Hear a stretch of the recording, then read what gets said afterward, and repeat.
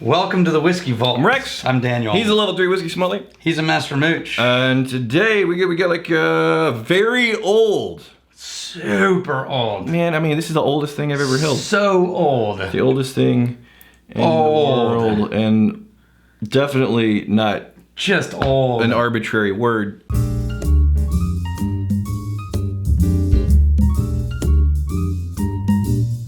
Oh, I got another sock. This time from Josh Brink. I feel like I should get some sexy music while I unsheath this.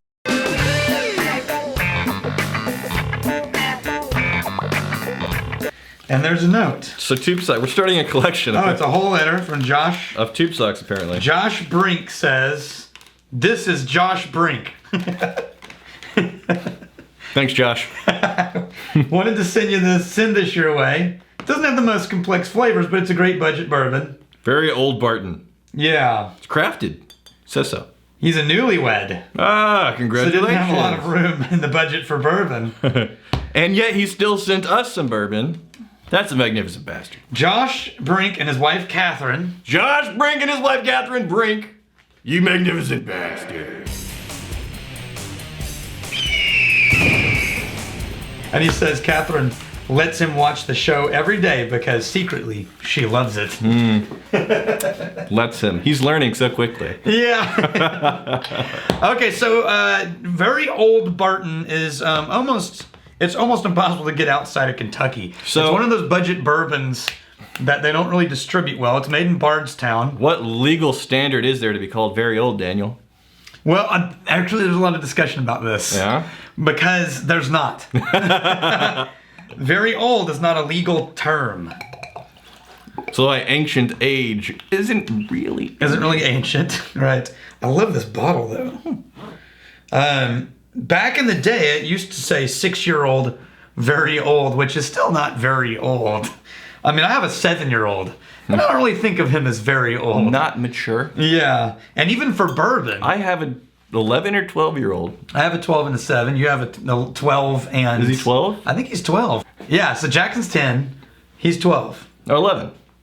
Or he's 11. 12. Will be 12 this year. Just titillating. We can't do math. Titillating content. Anyway, it's not old. And even for bourbon, 6 is not that old. Now, this is not 6 years old. And there was a lot of arguments because back in the day, first, it used to say 6 years old right here, right? Now it says 86 and then proof. Proof, right? Well, and even worse, when they first removed the age statement, it used to just say 6. They left the 6, but they removed all the age things. So for a while, it still said 6 up here, but it didn't say years old. It's just a number? Super misleading. What the hell, man? Right? That's sketchy. And so they finally stopped doing that.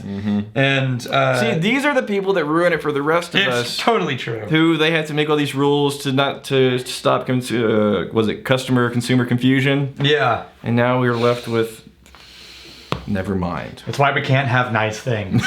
Pretty much. Pretty much. And now, on the nose, this smells light but not offensive. This is like under $20. Really? Yeah. Oh, okay. Huh. It's gonna taste thin, I imagine. All I got on the nose is bourbon. Just corn. I get the sweet little oak, cinnamon. Sweet oak on the nose. A lot of vanilla. You get that wood tannin bite on the aftertaste on the end. But for under $20, yeah, that'll do you. For under $20, now there's nothing to write home about.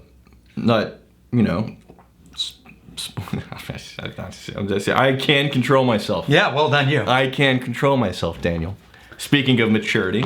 But no, this is a classic bourbon. It tastes a little thin, but you said 43. Yeah, but I am getting some, it's 80, yeah, it's 86, 43. So I am getting a little bit more of the bitter wood tannin on the back end, but it's not overly bitter. And there's a richness in the back end it's not overly boring. Sweet and oaky. See, I almost fell. So here's the thing. We moved all the bottles that were on the wall you can't see over to around me because we're putting in new shelves against the windows, under the windows.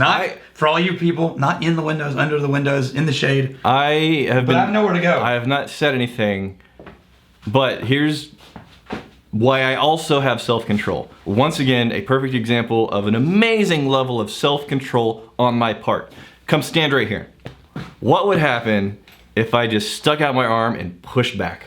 Oh, I would fall flat out into bottles. How many bottles? Very painful. Probably 200.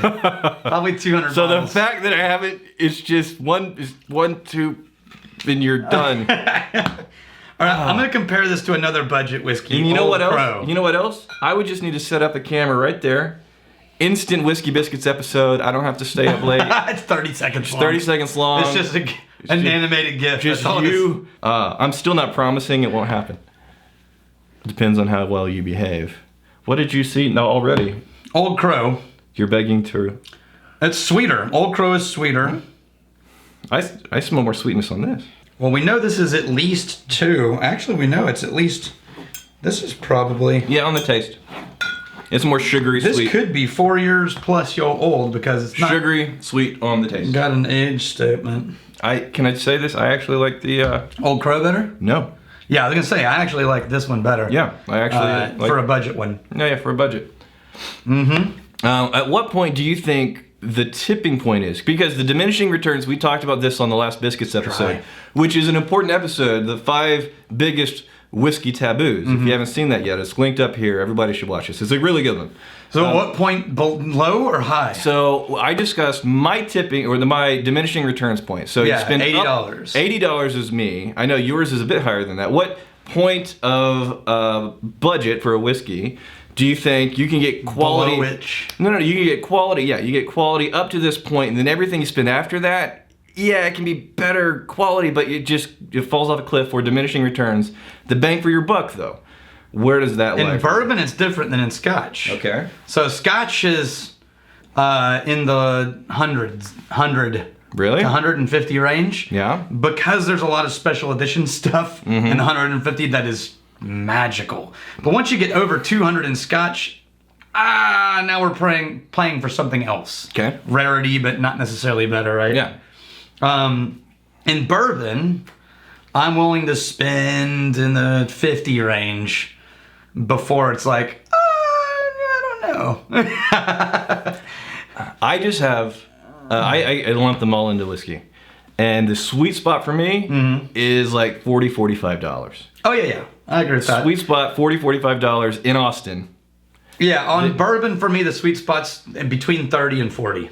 All right. Where it's like, that's going to be a good bourbon. I know I'm going to like it. Yeah. Gavin Morris, Douglas Lang have a whiskey called Timorous Beastie. Yes, I was going to bring this up because you missed. Named after, no, I didn't miss it. I read it. No. You missed a mooching opportunity. Because I didn't realize there was a whiskey called Timorous Beastie. Yeah.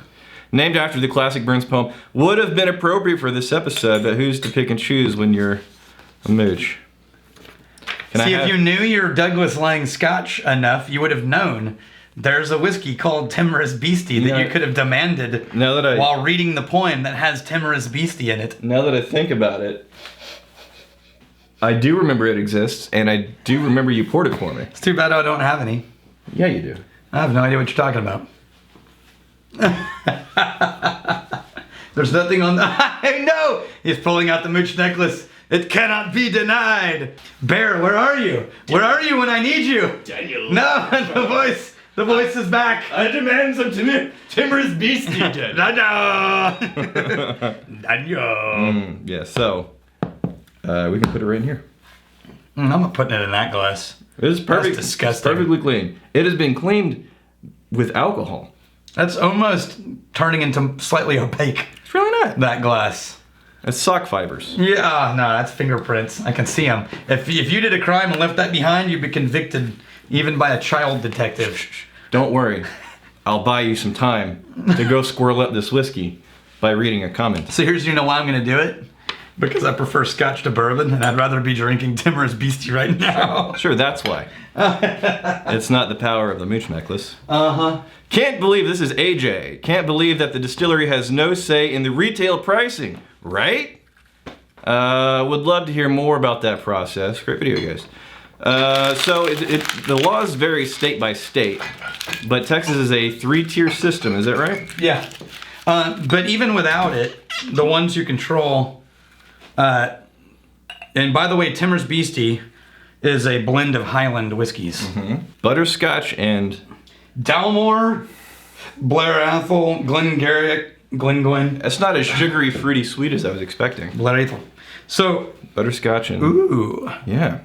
That's better than I There's remember. Dalmore in there for sure, that nutty note. Yeah, it's better than I remember it. Yeah, it's tasty. Yeah.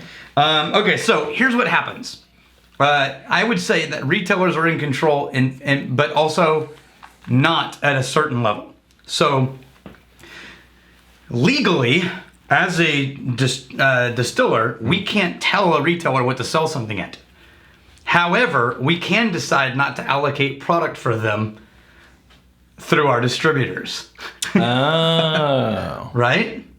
Interesting. So, but we can say, no, we're going to prioritize shipments to certain stores and you didn't make the cut. Is there an equivalent of like MSRP, manufacturer's suggested retail price? And you price what you're selling it, so it gets sold at different levels. So we make it, we sell it to the distributor. The distributor not owns it. We don't see another penny ever again from that bottle. Right. Right? If we sell it to them for $12 and the store sells it for $300, we still got $12, right? The distributor then sells it to the retailer, and the retailer now owns it outright. They can't return it, ship it back, it's theirs, right? And the distributor never sees another penny than what he sold it to them as. So say you wanted to put something on the shelf for $25, we would probably need to sell it at like 8 to 10. The distributor would probably sell it at 10 to 12, 13. Right. They'd sell it, or 15, they'd sell it 20, 25. I mean, and those numbers can be all over the map, right? Now, that's why we can't actually tell the retailer what to sell something. It's simply a suggestion. Yeah. And it's based on their profit margin, and they'll usually try to keep a reasonable profit margin. Sure. However, if something all of a sudden exploded, it was impossible, got famous, now it's rare, they might jack up their prices because they know they won't be able to get another bottle of that. Yeah, and it's really easy to think that the distiller is trying to gouge the market whenever they're making it as fast as they can. Yeah, so in some areas, it's because the store's original sale to the distributor was pricey, and they just got to all mark it up down the chain. And in other areas, it's the retail sort of sticking it to you. Yeah. It's a thing. You know what? It's amazing to me whenever I hear people, well, granted they're not incredibly experienced, but you'll give them like a budget bourbon and then like... A really expensive. Yeah, and this it tastes like whiskey to me. Yep. Okay. Now we know what to pour you. Yes. Welcome to Old Crow. Yeah. All right. Well, thank you, Brinks. Yes. And, you and your lovely wife. Thank you for letting him watch the show. Yes. And here's to fighting, stealing, and drinking. If you fight, may you fight for a friend. If you steal, may you steal a lover's heart. If you drink, may you drink with us. Hey, thanks for hanging out with us in the Whiskey Vault. Don't forget to throw in a like, hit that subscribe button on the bottom right, and drop a question or comment down below.